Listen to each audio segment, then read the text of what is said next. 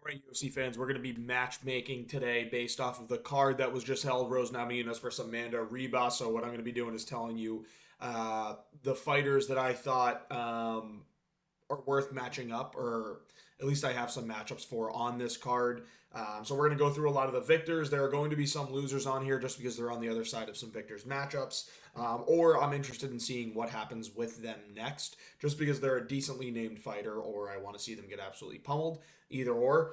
But we're going to start it off right away with the main event. Rose Namajunas obviously beat Amanda Ribas. We're not matching up Ribas, but we're matching up Rose. She called out a name. It was Blanchfield or it was Fiaro. I don't want either of those. She also called out Macy Barber, and I think that's a pretty good fight. So I think that's going to be a good UFC fight night in somewhere in America here. If it's Apex, you can put it on the main card. Not the main event, but you can put it on the main card. If it's not, if it's in front of a crowd, make this a prelim. Macy Barber versus Rose Namajunas. I think it'd actually be a pretty good scrappy fight. They both like to throw down. I know Rose is a little bit timid, but with the way Barber strikes, she kind of just runs at you, which is very, very entertaining, and I'll always tune in for a Macy Barber fight.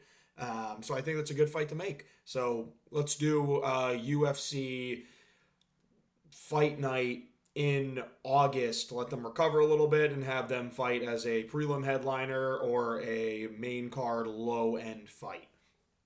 Next, we're going to talk about a performance from Carl Williams.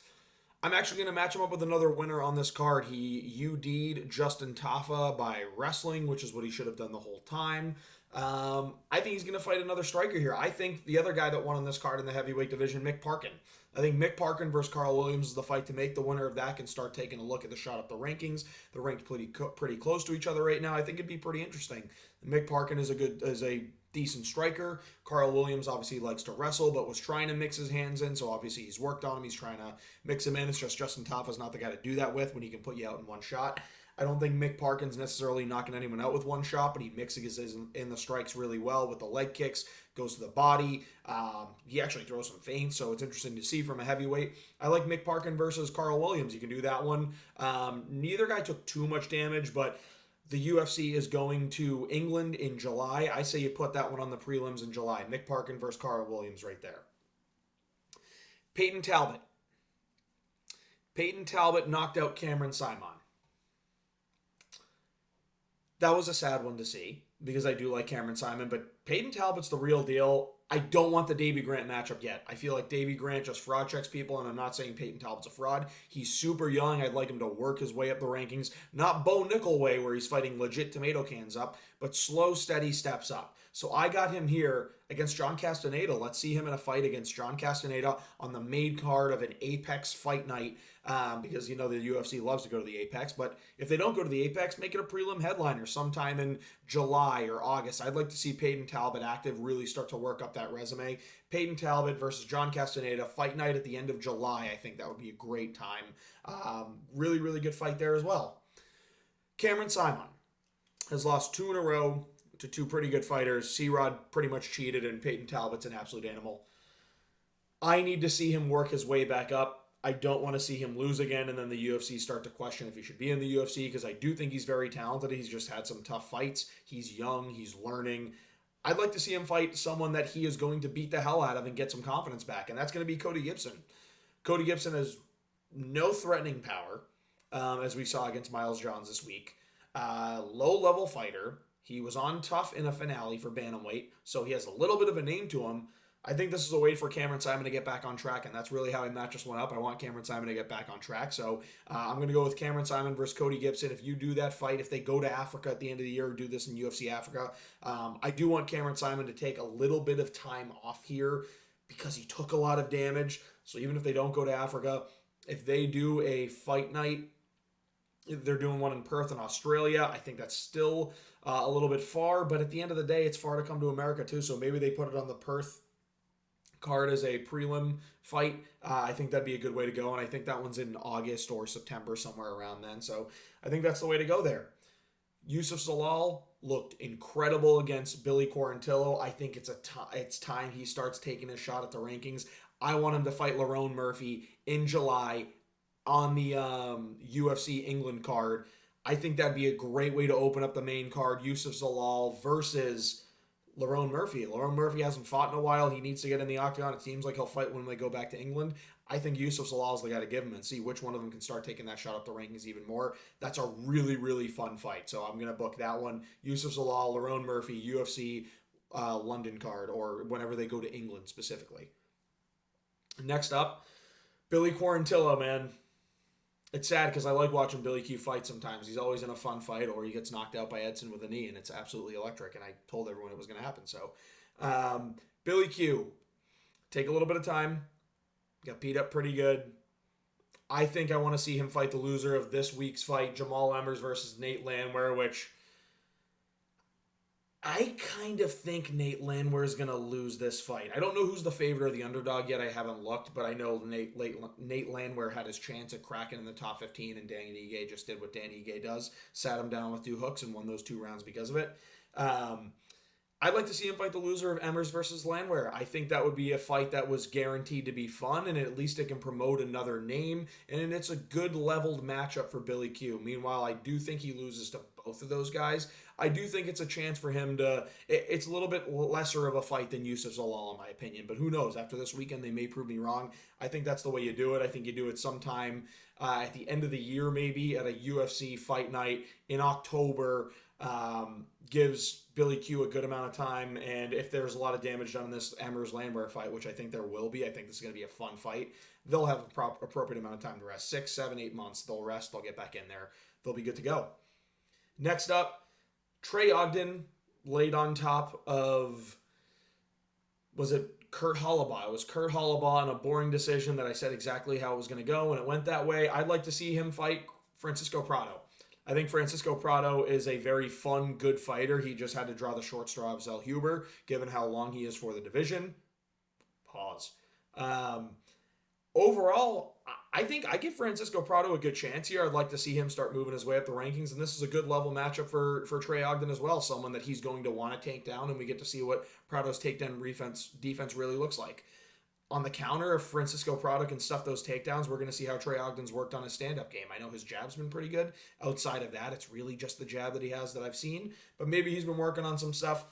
I'd like to see Francisco Prado versus Trey Ogden. Prado's going to need some time off, so I'd like to see that happen at UFC, 307 sometime, and I think it's going to be September or October. Put that on the prelims of the pay-per-view, and you're going to see a lot of these are prelim fights because there aren't too many studs on this card that was this past weekend, except for Yusuf Zalal. I think that's going to be main card worthy. Next fight we're going to go to is Fernando Padilla versus Josh Kulabau. UFC Perth prelim headliner versus Josh Kulabau. Like I just said, right? Padilla got his knockout win. I think Josh Kulabau fought a really tough fight against Daniel Silva. I think this is a really fun matchup. 2 strikers that are going to go at it, and we're going to see how it goes. I like Josh Kulabau in this fight. And if they do it in Perth, he's from Australia. That's the way you got to go. You got to do these cards in Perth. I think it's a prelim headliner. If you do what the UFC tends to do, or at least the last time they went to Australia and make shit cards, they can put this one on the main card too, but I really hope they don't make a shit card for this. I think it's going to be a fight night. If you put that as the prelim headliner as a fight night, I think that's going to be a banger, something fun to watch. Julian Erosa subbed Ricardo Ramos. I didn't make up a matchup for Ricardo Ramos because he lost, but realistically, he's entertaining. He's somebody that I'd like to see fight soon too. But he's going to need to, take a shot down at the rankings because he got subbed and looked like an idiot, and this is his second loss in a row.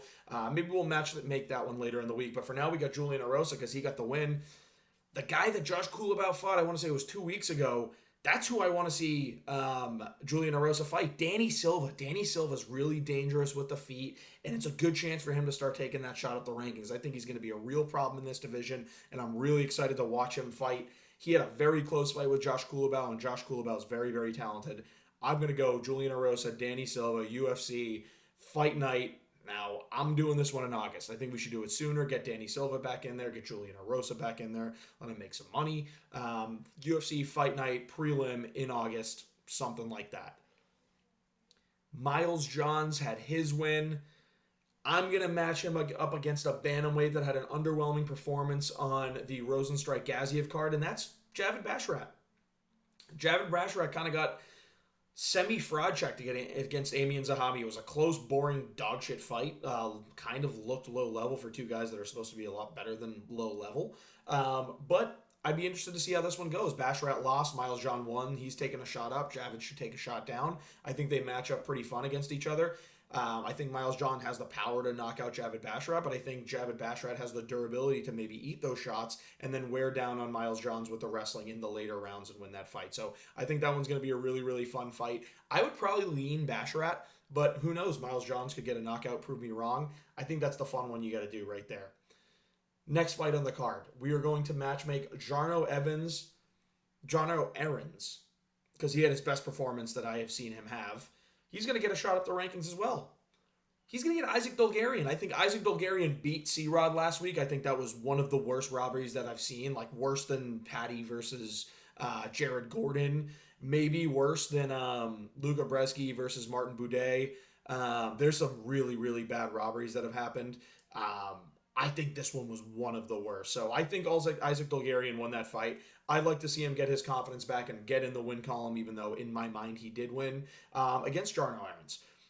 That's going to be a fun fight. Jarno Aarons showed he had a tremendous amount of improvement. He gets his shot up. Isaac Bulgarian gets a chance to fight someone right around there as well. I think the matchup and the timeline's really, really good. If you do that on a UFC Sphere pay-per-view, not on the main card, but if you put that on a prelim, I think it's going to be a pretty intriguing fight. You got a striker versus grappler. We'll see how that one goes. Andre Lima got a chunk bit out of him against Felipe Dos Santos. I'm sorry, he got a chunk bit out of him against Igor Severino. Spoiler alert, I want him fighting Felipe Dos Santos. I think Felipe Dos Santos looked incredibly underwhelming in his last performance. You got two Brazilians here, match them up against each other. I think it could be pretty fun. They're both going to stand there. They're both going to throw. Next up, Justin Tafa lost. So did Mo Usman. So I'm really just matching the two heavyweights that have fought each other here. I think Justin Tafa versus Mo Usman is very intriguing. They both are powerful. I do like Justin Tafa striking much better, but I like Mo Usman's ability to just ragdoll people if he really wants to. And I think he'll be able to do that to Justin Tafa. Carl Williams laid out the foundation for how to do that. I think that's the one you got to go. Mo Usman versus Justin Tafa. Those are the matchmaking guys. This is going to be a series I'm going to try and do every week as well. I find it very intriguing. Normally, I wouldn't do it for a shit card like this, but there are some fighters that I want to match up. The most exciting matchup that I would see that I liked match up here was in July on the pay-per-view opener, Lerone Murphy versus Yusuf Zalal. That's one of the ones I'm most excited to see. The other one is Peyton Talbot versus John Castaneda, because I think Peyton Talbot's a legit prospect. If he beats Castaneda, then he gets to go to the Davy Grants. Then he gets to start climbing up those rankings against some of these higher level guys. And if he beats Castaneda, he beats Davy Grant, he beats one more guy, I want his shot in the top 15. If he does it impressively, maybe he does it after the Davy Grant fight. So let's just see how it all plays out. This was the matchmaking series. Let me know what you guys think. Let me know if there are better matchups you think should be made.